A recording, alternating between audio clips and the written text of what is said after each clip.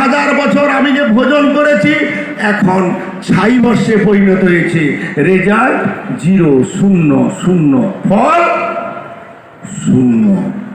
তাহলে পূর্ণ কোথায় হবে? না, যে বেরিয়ে গেছে, সে বেরিয়ে যাওয়ার সময় সে নিয়ে গেছে আত্মারাং বৃদ্ধি। আপনি আমরা কেমন করেছি? সে 10টা রূপে দেখতে এসেছিল, ভোজন করছি না, ভোজন করছি। এবারে জিজ্ঞাসা হচ্ছে সে আত্মা কোথায় গেল? জাতস্য হি ধ্রুবং মৃত্যু ধ্রুবং জন্ম মৃতস্য চ। জন্মালে মরতে হবে, মরলে জন্মাতে হবে। যাবৎ জননং তাবৎ মরণং তাবৎ জননী জঠরে শয়নং। তাহলে সে আবার জন্মাবে। আপনাদের সকলের কাছে প্রশ্ন, আমরাও তো একদিন মরবো।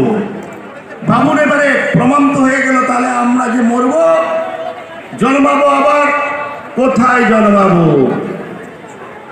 বলতে পারবো না। সেই আত্মা বিষ্ঠার পোকা হয়ে জন্মাতে পারে, নর্দমার কীট হয়ে জন্মাতে পারে, লতা বৃক্ষলতা হয়ে জন্মাতে পারে, পশু পাখি হয়ে জন্মাতে পারে, জন্তু জানোয়ার হয়ে জন্মাতে পারে, জলজ প্রাণী হয়ে জন্মাতে পারে, অথবা মহামানবের বাড়িতে জন্মাতে পারে, অথবা রাজার বাড়িতে জন্মাতে পারে।